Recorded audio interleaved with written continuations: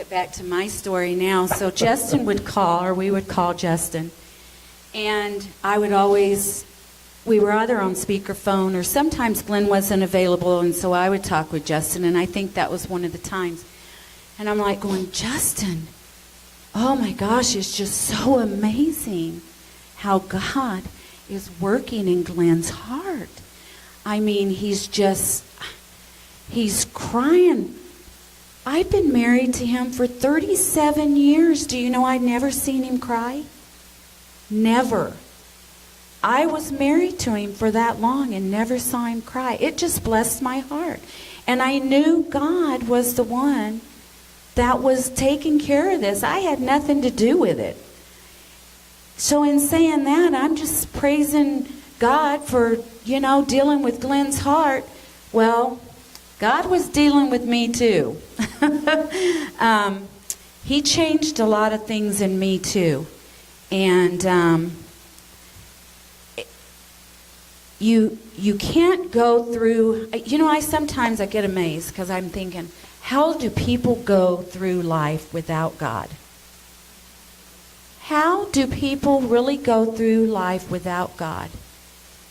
Because even though I was mind over body, some of my thinking was not clear, but yet God was still there. I still had him. We got back after transplant, and I'll share this just because. And we were in class a Wednesday night, and someone looked at me and they said, Margret, do you know the poem Footprints in the Sand? And I thought, yeah. And they go, God's been carrying you this whole last 2 or 3 years. How on earth? I mean, it was a whole new aspect of everything for me. Because that's literally what God did. He was carrying me. There was none of my footsteps there. But yet when I got back home and I got back on firm foundation where I was familiar, where I was at, God said, okay, I shall let you go now, my child, because I have carried you long enough. Now you need to let go and take care of some healing for yourself. So anyways, we're going a little bit longer than what I thought we would. I thought we'd have come up here and prepare to speak for about 30 minutes, and we'd have about 5 minutes worth of message. But anyways, we were headed to my cousin's house. She lived about a 2-hour drive from Everett, where we were staying at. She lived in a little community called Yelm, and we were headed for there. It was a Thursday evening, I believe, and we just about got to my cousin's house. Probably about 5 minutes away, and the phone rings, and it's the University of Washington. So was I driving or were you driving? No, I was driving. At that time, you couldn't drive. That's right. And there's so much information that we can't, that there's just a lot of information that we're skipping over here. But anyways, it was the nurse, and she said in kind of a sheepish voice, she said, Glen, would you be interested in being a standby for a liver transplant? And Margret and I had already talked about it. Whenever we had left it in God's hands as to which liver I was going to get, the one that became available to us was the one that God was going to give to us. If we started picking and choosing, we felt like we could really mess things up. So we decided when it comes through, that's the one for us. So I said, we will. And so we turned around and we started driving back to the University of Washington. We got about halfway there, and they called back and said, Glen, you just went from standby to primary. How far out are you? I said, we're an hour. And they said, hurry. So we're trying to get through traffic. And of course, about that time, we hit Tacoma, and traffic we're on the freeway. Speed limit's 70 miles an hour, and it slows down to about 35. So I'm about to the point to where I want to roll down windows and start throwing rocks at cars so that they'll get out of our ways. And I'm just, okay, it's like, settle down. God's got this. Everything's going to be okay. And so we creep, it seemed like, all the way to, what should have been a 45-minute to an hour drive turned into about an hour and a half. So we get within about 2 miles of the hospital, and they call back. Glen, how close are you? How far out?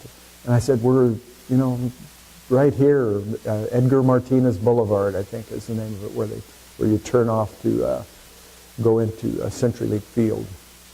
And I said, we're about 2 or 3 miles from there. And they said, well, hurry. So we get there, and this is 3:30 in the afternoon when they get there. They have me prepped by 4 o'clock. The nurse looked at me and she said, get your clothes off. I've got to have you prepped by 4 o'clock. So here we go, And it was just bang, bang, bang. Doctors coming in, filling out forms. The surgeon came in and he wrote something on my. I shouldn't have been down like that. I get loud all of a sudden, don't I? But he wrote something on my upper right abdomen right here. I still don't have any idea. Margret said he signed his initials or something, but okay. And so, anyways, we're on the way there. I'm calling Justin, and I said, Justin, we're on standby, but we're headed back to the hospital. And then about the time traffic slowed down, I called him back, and I said, I don't know if we should actually put out a call or not, because we'd put out notices so many other times before that we were going to be transplanted, and then they'd say, no, you can't be, something's not right. So Justin said, well, it's too late. We're praying that way. And then after I got off the phone with him, the people from the university call and say it's a go, and Justin had already told us it's a go. So we got news from God before we got news from the hospital. Actually, Justin said, "This is the perfect one. This is the perfect one." So, I think at 6:30 we went into pre-op, and at 7 o'clock I was wheeled into the operating room. And all the education that we'd got, all the films we'd watched, all the talk with other transplant patients doesn't prepare you for being wheeled inside of an operating room where you know what they're going to do. They're going to, give you a liver transplant. And I've got a scar that runs completely from one side all the way to the other, and then all the way up to my sternum. So with that in mind, I'm laying there and just hoping for him to knock me out as soon as possible so I don't have to think about this any longer. And, we come out the backside of it, and another provision that God made for us was Margret was sitting in the waiting room all by herself, and some of the support group people heard that Margret was at the hospital by herself, and they came and they sat with her all the way through the transplant, which took about 6 hours in the operating room. So that was a huge blessing for her. We got through the transplant okay, of course, and everything. And then I guess it was around 5 to 6 weeks later, I started getting real sick. And it was, I was real sick. I was real sick. I just getting down to skin and bones. And I actually went into the hospital for about a week, and they just couldn't find anything wrong with me. And they discharged me. We were gone for one day, and I returned to the hospital that following day. The skin was falling off my hands and my feet, and I had a rash on my chest where the skin was starting to fall off there.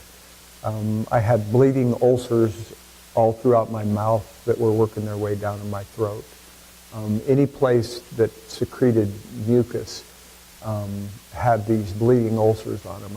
I was just a real mess. And the doctor came in and told me that it was GVHD, which is graft versus host disease. It's where the liver is rejecting the body, not the body rejecting the liver. It's super, super rare. What he didn't tell us was that nobody lives through it. And so we just went into it believing that God was bigger than anything. Go ahead. They come in, and whenever they told us, the graft versus host disease, I'd stayed in contact with, the Hansons pretty much throughout all of this. And so I had texted Christy, and I said, Christy, they're saying that Glen has graft versus host disease. I'm fixing to Google it. I don't even know what it is, till the doctors come in and explain to me what it is. And by that time, Keith and Christy had already Googled it. And I was just fixing to Google it when I got a text from Christy and said, don't Google it, whatever you do. Don't Google it. And I'm like going, okay, now I know this is really serious. And I went over and I sat down beside Glen, and I just cried out to God.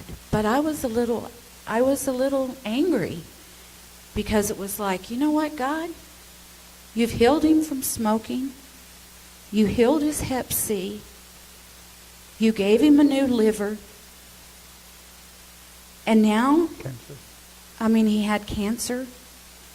And I said, now, I don't understand this. What is, I'm a little angry. Why would you bring him to this point and then give him something that's going to take him? And it wasn't that I was afraid that he was going to die, because I already had peace with that before they ever took him in for his transplant. Glen and I have talked about, him dying several times. It wasn't like, it was something serious that we had to discuss. It wasn't something that we just had to, just go, oh, okay, whatever happens, happens. We truly discussed it. And